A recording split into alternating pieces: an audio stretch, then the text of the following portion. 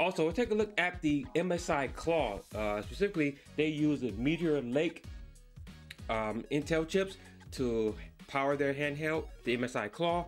But so far in the early review that we have here, it has not performed well when compared to AMD's APUs. So we'll go over that. If you're not subscribed to this channel and you enjoy getting tech news delivered straight to you, make sure you do me a huge favor, hit that subscribe button, hit that notification bell. And if you have friends or family that enjoy this type of content, please make sure you share this with them as well. Meteor Lake similarly struggles against AMD's Phoenix APU in early MSI Claw review. So the MSI Claw was leaked, or the information came out just prior to CES. And everybody was excited about it. It looked exciting. It was definitely something to look forward to. So at CES, I actually got the chance to go hands-on with it, put it in my hands, did a video about that. I think I did a short about that. Looks impressive from the actual handheld hardware point of view. I love the buttons. I love the colors around there. It felt good in my hands. It wasn't too heavy or anything. The interesting choice that MSI did was they decided to go with Meteor Lake or Intel's chip, as opposed to what most other companies use is AMD's APU when it comes to handheld. And so a lot of questions were, what is the performance going to be? How will it stack up to AMD in that regard? And it looks like right now, at least in early reviews, we do have an answer as to what their performance will be like. And in early reviews, right now we only have one review right now, so take it with a grain of salt. It's not we don't have enough information yet, but the early indications are that it is not performing as well as we would expect. An early review for the Meteor Lake powered MSI Claw gaming handheld is out, and its performance is clearly behind the ROG Ally and its Phoenix-based Z1 Extreme. Meteor Lake is significantly less performant than Phoenix in a handheld form factor, according to the reviewer. The comparison is especially unfavorable for Intel when using lower TDPs, that's the power draw. Unfortunately for Intel, according to the early review by Please Xiao Feng, it looks like Meteor Lake doesn't have what it takes to go head-to-head with AMD in gaming handhelds. The reviewer puts the Core 7 Ultra i55, the 155H version of the MSI Claw up against the Z1 Extreme model of the ROG Ally, both of which are top-end variants. So far, again, like I said, in this one review, it does not look like the Intel chips are on par with that. And there's a chart that I'm going to go over real quick. At their default TDP, which is 35 to 40 watts for the Claw and the 30 for the Ally, the 155H was behind in every single game by a significant amount. Again, let me repeat that. The 155H was behind in every single game by a significant amount. Does not bode well for Intel at this point. Again, though, but let's just step back a little bit. This is the first time. This is the first iteration. This is the first device that is using this. So I wouldn't expect it to blow away the competition, but according to some of these numbers here, at every point, the Z1 Extreme had at least a 10% performance lead and often closer to a 30 to 40% higher frame rate. So that is a big jump in terms of frame rate and performance that the Intel chips are lagging behind when it comes to AMD. So this just brings up the question, what was the thought process for MSI when they decided to go Intel route as opposed to the AMD route? I don't know. I wasn't in the design room. They didn't let me get in there. But I don't know if they just wanted to try something different, or was this something Intel pushed?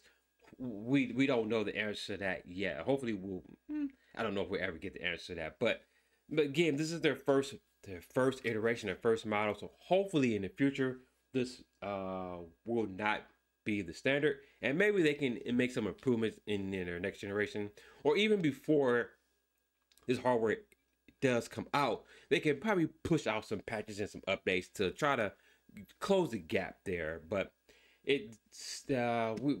we'll have to wait and see what happens real quick. So this is just a very quick one. Actually, I'm gonna go over to this article. This is out of videocards.com, where has a better chart. Let me blow that up for you so you can see how that actually does perform here. This is the MSI Claw versus the Asus ROG Ally in frames per second. So again, this is Cyberpunk. You can see here what the settings it was running at, and at its max power draw, the MSI Claw achieved 44.8 frames per second, while the Asus ROG Ally achieves 59.8 frames per second. So huge discrepancy there. As you go down line, Shadow of the Tomb Raider, with this max, it was 49 and it's 53, so not that big of a difference right there. But as you continue to go down in power, you see the discrepancy starts to increase. It's here, so at 25 watts, you have 46 to 56. 20 watts, you have 40 to 53, and then at the lowest power watt, I said it's here, 15 watts, 24 to 42. So almost double the performance in the Asus ROG Ally at a lower power setting. So again, these numbers right here so far does not look well. You can see here you have Red Dead Redemption 2 and Resident Evil numbers here. So again, so like the tried and true AMD chips are performing a lot better in the gaming handheld, as opposed to, at least in this early review, this one review that we have now, the MSI Claw does not stand up to the Asus ROG Ally. I think, again, I don't know what the thought process was behind it. I guess one of the draws behind the MSI Claw was that they have a larger battery, so conceivably you would be getting a lot more battery power. You get more time than compared to the other one. So, you know, that's a decision so you guys are going to have to make if you are looking at getting a MSI Claw. Is what's more important to you. If it does hold true that the battery does perform better in the MSI Claw, what do you want? Do you want more battery life so you can play longer, or do you want more frames per second, more performance? I guess that depends on how you're going to be using it. If you're somebody who's going to be using this on a go and just going to be looking at that 7 or 8 inch screen, having 15 to 20 more frames per second, is that more important to you, or is it having more battery life, especially if you're going to go, as opposed to maybe somebody who maybe will be using it at home and keeping it, you know, plugged in and docked or whatever. You may be more interested in having better performance as opposed to battery life. So yeah, I guess it depends on what your usage is going to be, how you're going to use it. So you have to make that determination of what for you. But again, I don't own any of the handhelds. I'm actually interested in these. And when that MSI Claw was announced, I was very excited about it. And looking at these numbers right now, I was leaning towards the Asus ROG Ally, so I may be geared towards getting the Asus ROG Ally, especially after seeing these early numbers. But I will wait until probably the device is released, the MSI Claw, and for more reviews to come out. But I am more so leaning towards the Asus ROG Ally. I want to get back into PC gaming, but I want to just dock this on my TV and plug it up to my big screen and have my surround sounds around me. I don't want to sit at my desk with my little puny little 2.1 speakers that I have here or whatever. But you know, let me know what you guys think about this. Do you is this a negative for MSI Claw right now, or do you feel that, you know, maybe they can tweak some of these numbers, you know, put a patch out there and probably close the gap between those? But you look at some of these numbers right here, especially at the lower power draw, there is definitely a significant gap here, almost double here. So something that MSI Claw is going to have to figure out. But what do you guys think? You know, is this a drawback? Are you still interested in MSI Claw, or does this, you know, pretty much destroy it for you? Just let me know what you guys think down in the comment section. Really looking forward to seeing what you guys think about that. So jump in down there. So again, thank you for taking time out to watch the video. If you want to stay up to date with today's tech news, head over to the website soundstory.com, where I curate and aggregate tech news from around the web, and I cover Apple, Samsung, Google, Android, computing, and even more general news at the website soundstory.com. Again, if you are new to this channel and enjoy this type of content, enjoy staying up to date with the latest tech news, hit that subscribe button.